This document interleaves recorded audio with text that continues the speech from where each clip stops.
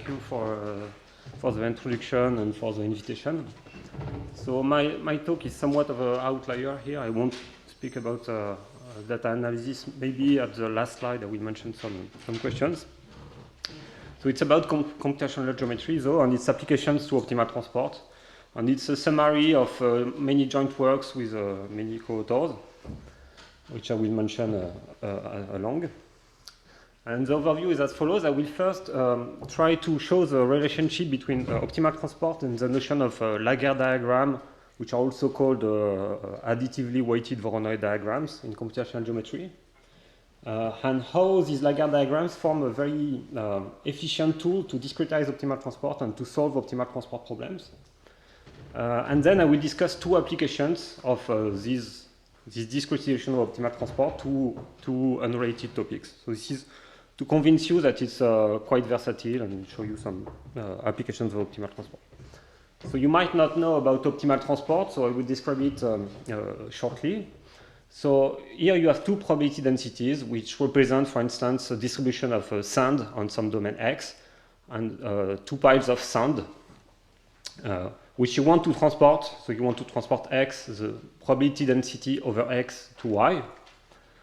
And you assume that moving a grain with mass dm from a point X to a point Y costs you C of xy dm, where C is a given function. And the optimal transport problem is the following question. What is the cheapest way of moving the sand from the distribution rho to Y, to nu? Okay, and more formally, what you are searching for is a transport map. So this is a map from X to Y. And what you want is that if you look at any subset of Y and you look at its inverse image, then the integral of rho over this inverse image, so the density contained in this image, should be equal to the integral of nu over B. And the optimal transport problem is, as I say, to minimize the transport cost. So this is this integral here. But I will describe a discrete version soon, which is perhaps more understandable.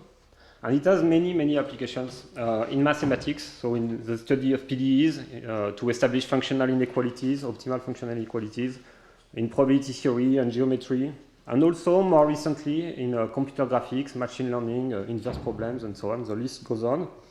And actually, this can be seen if you look at the number of articles which contain the word optimal transport in Google Scholar, so it's kind of increasing very fast.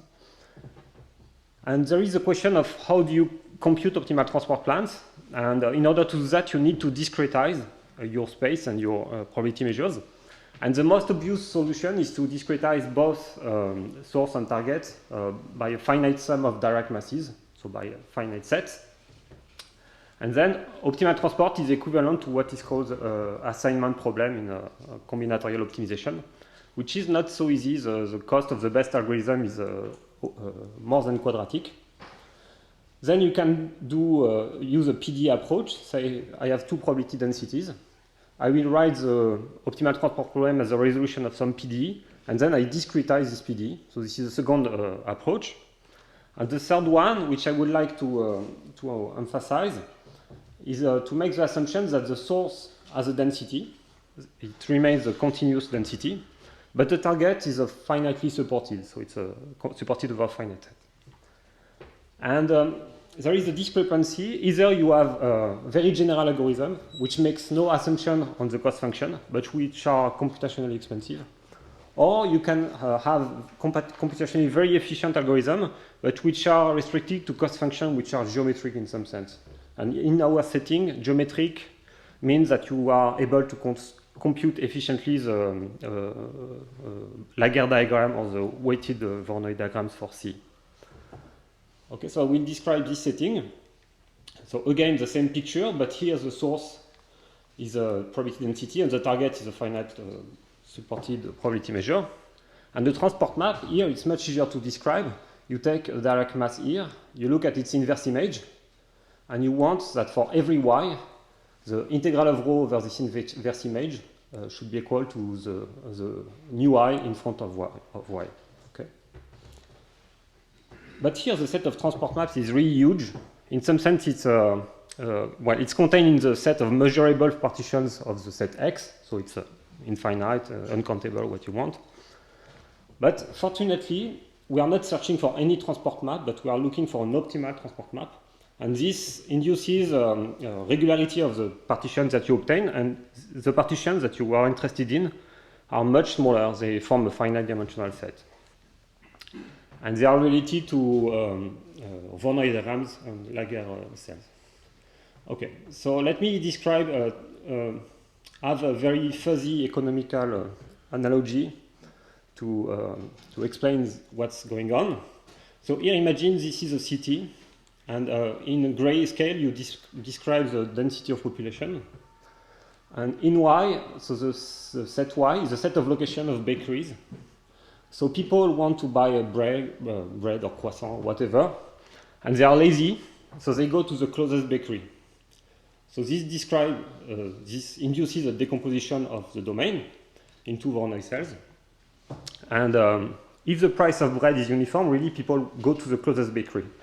So what happens here is that the bakery that's at the center of the city will get almost all the customers. So it will be, in some sense, overworked, and it will exceed the capacity of what it's able to produce.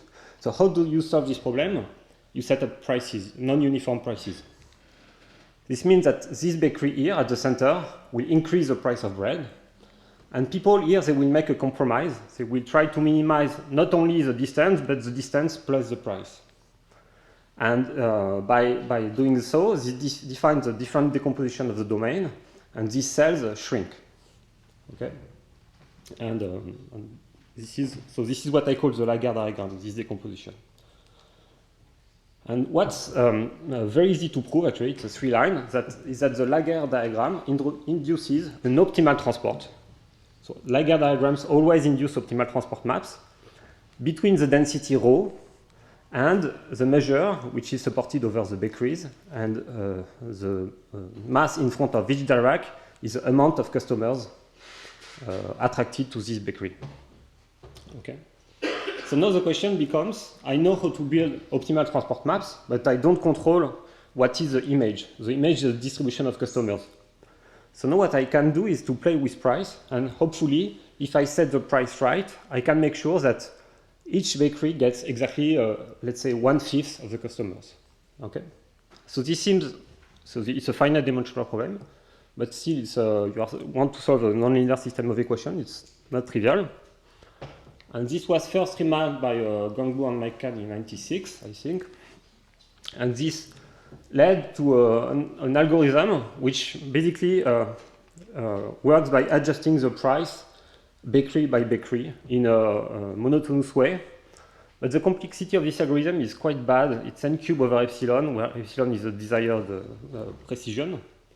And I think because of this bad complexity, people thought that this is not a suitable approach for optimal transport discrimination or for large-scale optimal transport computations. But actually, Orenhammer, Hoffman, and Aronoff remarked in '98 that finding prices that solve the optimal transport problem is equivalent to maximizing a concave function. They make this remark, but they did not exploit it numerically. So the first approach numerical experiments are more recent, and there was a very important improvement in complexity using this variational formulation, so the optimization problem. There was no convergence analysis, and more recently there is a method that I will sketch a little bit later, Newton's algorithm, which converges very fast, and I will show some images to explain that, under rather general assumption on the density and the cost. Okay, so let me show some examples to explain what I'm talking about. So here the source is uniform on 0, 1 squared, so on the unit square, and the target is uniform over IID points, uniform points in the square. So I think there are 30 points, or maybe 100, I don't remember. And here, so this is the Voronoi diagram. You start with uniform prices, so you get the Voronoi diagram. And what happens is that some cells are too small, they don't have enough mass, and some cells are too large because they get a large fraction of the mass. And here, this is the amount of mass that is misallocated. meaning that the discrepancy between the uniform distribution of customers and what you get here. So then you do one step of Newton, and this improves quite a lot. And as you can see, for instance, the small cell here has become bigger, this large cell has become smaller, and so on. And you can do it a second time, and here you have numerical precision almost. Okay, so this Newton's algorithm is really quite efficient, and not only on simple examples like this. Okay, so this is a simple example in the sense that the distribution of bakeries is uniform. So the Voronoi diagram is not such a bad guess. But you can do a much more extreme case where all the bakeries are located here in the square 0, 1/3 squared. So here, this bakery gets a lot of customers, this one also, so there is a large discrepancy between the uniform distribution of customers and the one that you obtain by setting 0 prices. You can do an iteration of Newton, you get this, and second iteration, and then you are at 10 minus 6, so it's almost converged. And the point that I want to make here is that the points do not move, only the prices move. Okay? And this, so, okay. Something that might not be surprising to a computational geometry audience, but to applying mathematics is not so obvious. Okay, so the Lagarde diagrams are able to encode the actual transport of mass on large movements. Okay, so this was the introduction, and now I will speak about the first application to a non-imaging optic problem. So the problem is as follows. It's called the inverse reflector problem. And before describing the inverse reflector problem, I will describe the forward problem. And the forward problem is as follows. So you have a probability density over the sphere, which describes a perfect source of light which is located at 0. So it describes, if you look at the amount of mass in the certain portion of the spheres, it corresponds to the amount of light that is sent towards these directions. Okay? And you have also a reflecting surface, S. And now for every ray, you intersect it with the reflector, and you compute the reflected ray, and you consider it just as a point in the sphere also. So you forget the position in space, you just remember the direction. Okay? And the forward problem is just the ray tracing problem. You start with the probability density, you push it forward through T, so you do the ray tracing, and you get a probability density over the sphere, which corresponds to the distribution of light that you get at infinity. Okay, so this is the forward problem. And now the inverse problem is, suppose you are given such a source, and you want to get a certain illumination at infinity, so you want to prescribe the illumination. How do you recover the surface? Okay, so in the first problem you had the source and the surface. In the second one you have two probability measures and you want to find the surface. And actually this problem occurs in many applications. So for instance in the design of car beams, in the design of public lighting, in hydroponic agriculture.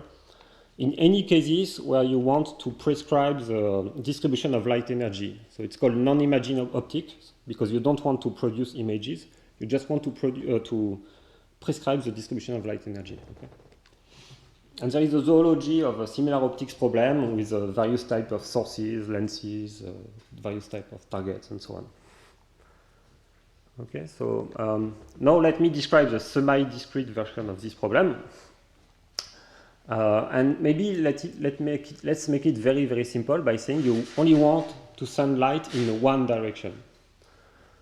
So in this case, the answer is known from 2000 years, perhaps. And the solution is a paraboloid of revolution which is focalized at 0 and which sends all the rays towards the direction y. So if you want to send all the light in one direction, it's quite obvious how to do so. You just take a paraboloid of revolution. So notice that there is one free parameter in the paraboloid of revolution. There is the focal distance, okay, which I denote ky. Now, if you want to send the light in 3 directions, well, you take intersection of solid paraboloids, and then you take the boundary. all the rays that will hit the first paraboloid go towards y, the rays that hit the second paraboloid will go to another direction, and so on. And now the distribution that you get in infinity might not be the one that you want, like in the bakery example. So what you can do now is play on the focal distances of the paraboloids by making it closer. So if y does not have enough light, then you make it closer. It will receive more light because it will receive more rays will be reflected towards y. Okay. And as I said, it can be adjusted, so you can adjust by playing with focal distances. And the focal distances, they really play exactly the same role as the prices in the economic example. Okay, and what's very funny and very surprising, and actually very rigidly tied to this specific case, is that this set Vy of k, so the set of rays that will hit the y's parabolis first, is actually a Laguerre on the sphere. For a cost function which is unusual, it's not the Euclidean distance or the squared Euclidean distance, it's minus log of 1 minus the scalar product. It's quite easy to see actually, but I won't do that. And so there is an equivalence between the semi-discrete inverse reflector problem and semi-discrete optimal transport problem on the sphere for this cost. So now we played with this idea with Boris Tiber and Pedro Machado to do some numerics. And so this is just, I will show a few examples. So here you start with the equivalent of the Voronoi cells. And in the end, you want a uniform lighting. And the measure at the source is a uniform measure over the half sphere. So the light is uniform on the half sphere. And the target is the sum of direct masses which discretize the picture of Gaspard-Monge. Okay, so this is the starting point. Some cells get too much light. You adjust the focal distances using the same algorithm. You get a uniform decomposition of the sphere. And if you use this to build a reflector and you compute the actual image that you obtain, you get something that looks a little bit like the picture of Monge. It's not very nice because the distribution is, the discretization is very poor. But you can play the same game with more direct masses. So you get a Laguerre diagram which is much bigger, and you get a much better picture.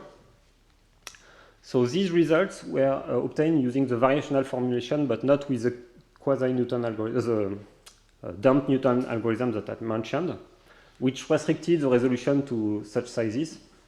But using the recent algorithm that I described, it's possible to go to much higher resolution. So basically what you do here, you discretize the image by setting one direct mass at every pixel. Okay, so there is a lot of direct masses. So I don't show the Laguerre diagram because you don't see anything, it's too tiny, the cells are too tiny. What I show here is the reflector. So this is a smooth surface, and here I display the mean curvature of the reflector. And this is a Russell-limited image, so it's very, very close to the original one. And you can see that, for instance, here in the dark part, you want no light, which means that there will be a singularity or a region with a large mean curvature in the reflector. Okay, so there is a relationship between, you can recover information about the regularity of the solution of the optimal transport problem during these computations. Okay, so now let me say a few words about this dump Newton algorithm, which I did not describe. So first, I will introduce this notation, the map G. So it maps a function, a set of prices, to the distribution of customers. Okay, so it maps a function on Y to another function on Y, which is a probability measure. And I will look only at points that lie in an admissible domain, and the admissible domain is such that all the cells have non-empty mass. So this is something that is absolutely crucial, is to maintain this property over the course of the algorithm. Okay. So you want to solve G of psi equals nu, so you compute some epsilon through this formula. Let's not care about that. And at every iteration, you compute the Newton point using the usual formula. But it might be that when you go to the Newton point, some of the cells get empty and get no light at all, or no customers if you want. This means that if it's empty, locally the function g is constant, which means that when you look at the derivative of g, it will have a row with zeros, so it's not invertible, so you could not do a further Newton step. So what you do instead is to say, I go to the Newton point, it's not good, so I backtrack. I take the half between the Newton point and the former position. And I do that enough times so that I go back to this set E epsilon. So that I backtrack until all cells get some customers. And it's quite easy to, it's a standard proposition. It's quite easy to prove that the algorithm converges globally, this Newton's algorithm, if dg is negative definite. Sorry, we'll explain why we have this in a minute. And if the map G is smooth.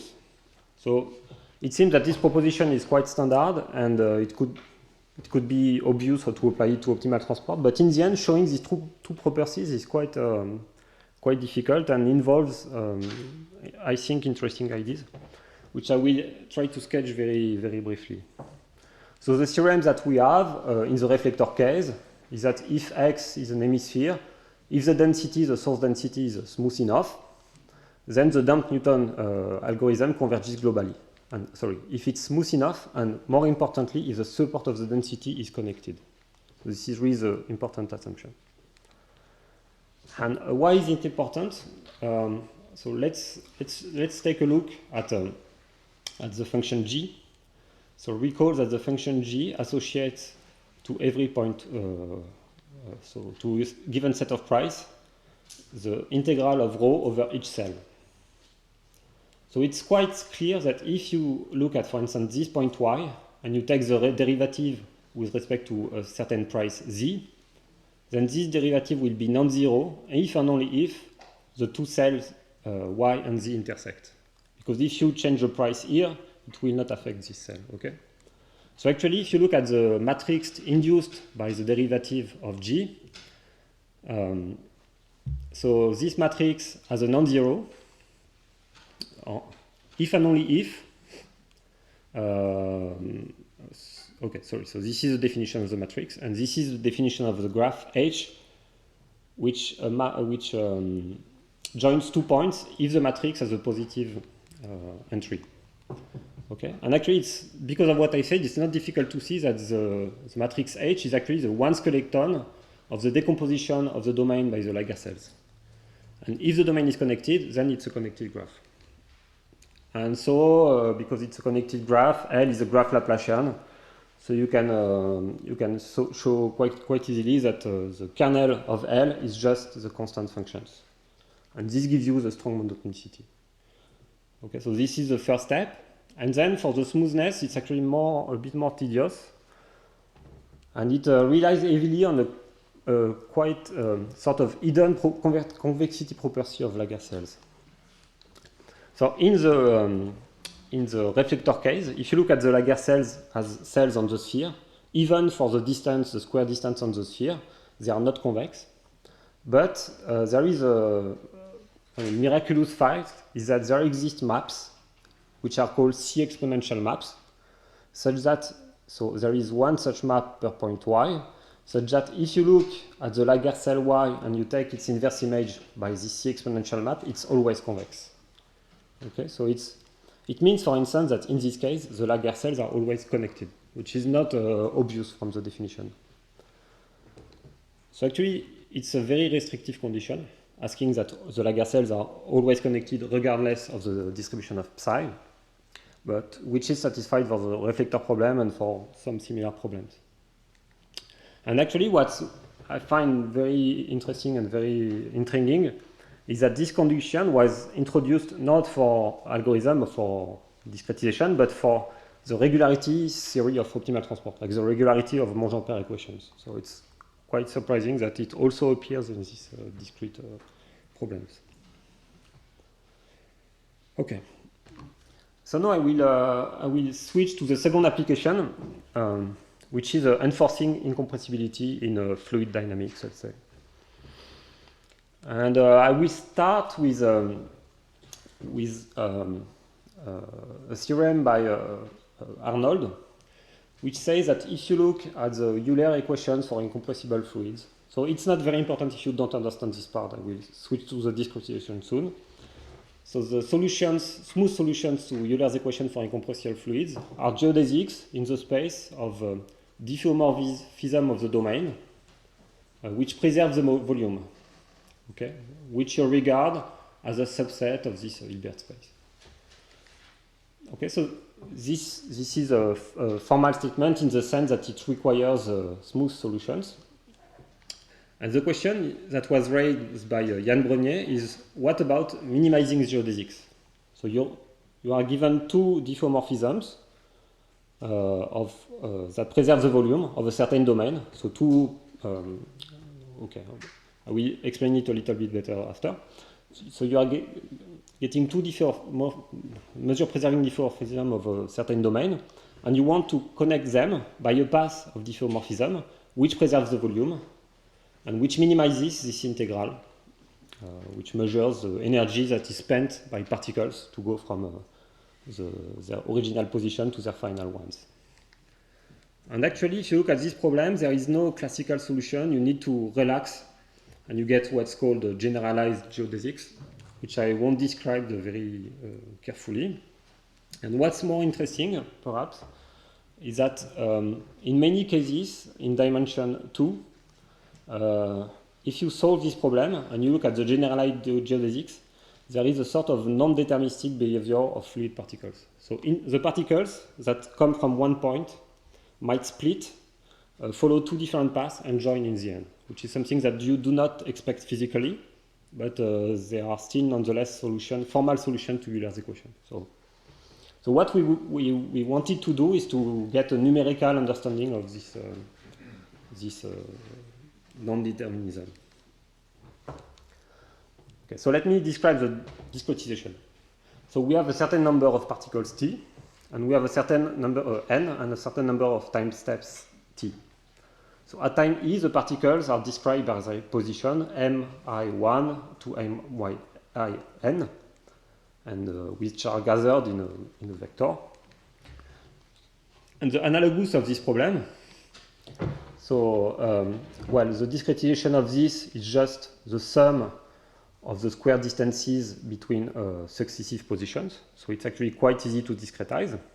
But then there are these two conditions: the fact that S preserves the volume, and the fact that S0 is equal to S star and S1 is equal to S power star. So for the boundary condition, we use penalization, but the question is, how do you do with the incompressibility? How do you enforce that S preserves the volume measure? And one difficulty is that a point cloud is not incompressible in the sense that it never fills the space. So actually what we will do, we will use a penalization of incompressibility using optimal transport. So this is the idea that I would like to make you understand how to do that. And actually it's a very, very natural idea which probably came up also for other applications such as optimal quantization. So you are given a bunch of points, M1, Mn, and you define so this squared distance. So it's actually the distance. It's the squared Wasserstein distance for those who know. So you compute the minimum transport cost between the uniform density and the measure, the empirical measure over the point. Okay, so this gives a figure which measures how close your point is from being incompressible in some sense. Or, let's say, not incompressible, but evenly distributed. So if you start with a random point cloud in the unit square, you take x to be the unit square, and you compute this distance, this gives you something like that. This is 0.031. It's quite small, because the point is quite evenly distributed. But then you can still compute the gradient of this distance. So these are the arrows, and I rescale it. Well, I won't explain why, but I rescale it. And if you look at now, each point you move it towards the direction of this gradient with this scaling, what you get is something extremely uniform. Okay. And this is something that has been used a lot in, I think there is this article by Mathieu Desbrun and Fernando de Gos about blue noise sampling, and this is really this idea as well. Okay, so now let's start with the configuration which is not as incompressible, which is more concentrated in the interior. Then as you can see, the square distance, or the distance, this ds, is much larger. Before it was 0.03. And now if you compute the gradient, well, it's something that really wants to move points towards a more uniformly distributed set of points.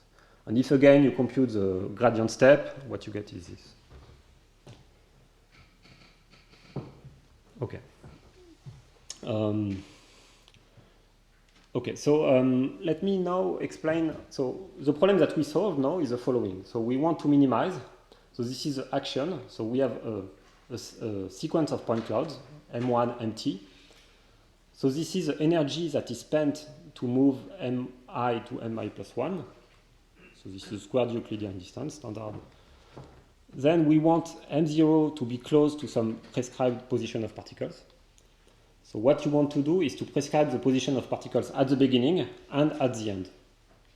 And you want to prescribe this and also to enforce the fact that in the middle, the point clouds remain close to incompressible.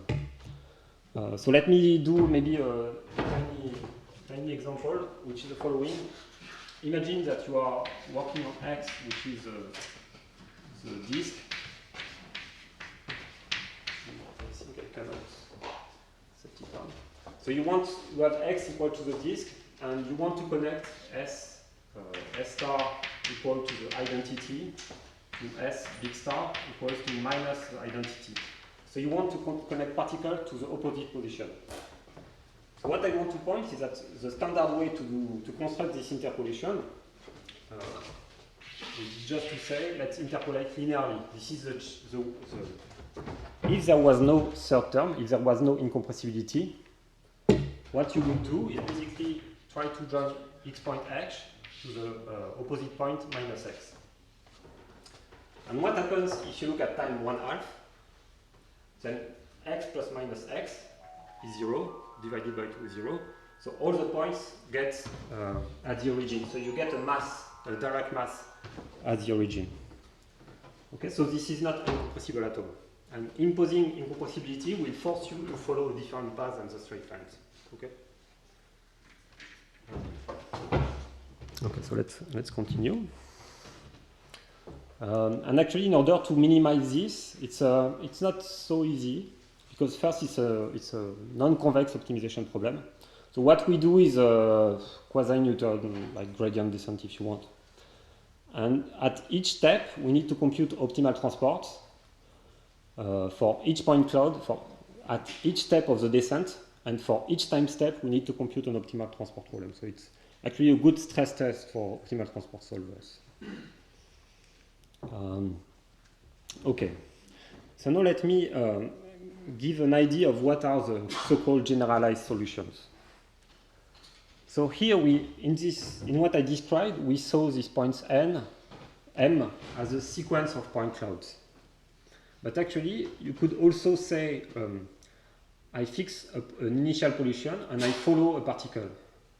And then I associate to K the piecewise linear path, which is the trajectory of the particle over time. So instead of having a sequence of point clouds, I could say I have a family of trajectories. So it's equivalent point of views. So now you can say I associate a probability measure over the set of trajectories, which is empirical measure over this path. Okay, so you get a probability measure over the set of continuous paths.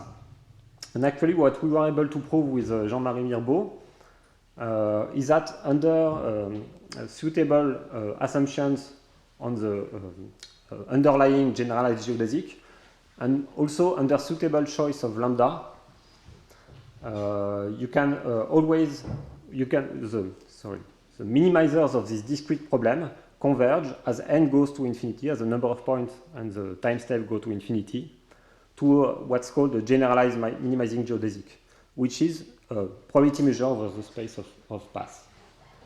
Okay, so what's quite interesting is that here it seems that you discretize the classical problem, but in the end we can recover this general geodesic, and we'll show on some picture what they look like. Okay. So the first numerical result is exactly the one I described here. It's the inversion of the disk. And there is a classical solution, in the sense deterministic. And the solution with minimum energy, which enforces the incompressibility, is just the rotation by pi or by minus pi. So this is the classical solutions. And I describe them as a sequence of diffeomorphism, if you want, but you can also associate a measure on the set of paths, just by saying I follow, for each point I do a half turn. So this gives me a path, and I take the probability measure over the set of paths. So this is a classical solution. But because the problem is a convex optimization problem, not the one I showed, but the generalized geodesic problem, it's a convex optimization problem. Any linear combination of solutions is also a solution, which means that you could say I take a linear combination of the rotation by pi and the linear combination of the rotation by minus pi, which means that every point splits into, follows the different paths, and joins in the end. Okay, this is also a solution. But it's not such a bad solution, in the sense that if you look at its support, so its support lives in the set of paths, it's actually equal to 2. And why is it equal to 2? Just because the trajectory is determined by the initial position of a point plus or minus 1. So it's a union of two graphs, if you want. But there are more wild solutions, which were constructed by Yann Brenier, and which are as follows. So I just described the support of the measure, not the measure itself. And basically the trajectories, what do? They follow ellipsoids. So they follow, the trajectories are like this. And there is a relationship that needs to be satisfied between the point position and its speed at t equals 0. So here it's a non-deterministic solution, as before, because the particle split before joining. But what is more striking is that the dimension of the support is not 2, it's 3. Because there are actually R2 cross R2, so this is 4, but there is a relation, so you get 3. And so this is what we recover numerically using this optimization procedures that I described. So we have 10,000 points in the disk, and we have 17 time steps. And what I display here are some trajectories. And so, for instance, here, if you look at all the trajectories whose original point at t equals 0 emanates from this red circle, actually you can see that they fill up almost all the disk. So this is widely non-deterministic. All the trajectories at a point, they split, they fill the disk, and then they join again. And same if you look for many points in the disk, you get the same behavior. So now let me, so in some sense the numerics here are not so interesting because they confirm something that was known to mathematicians.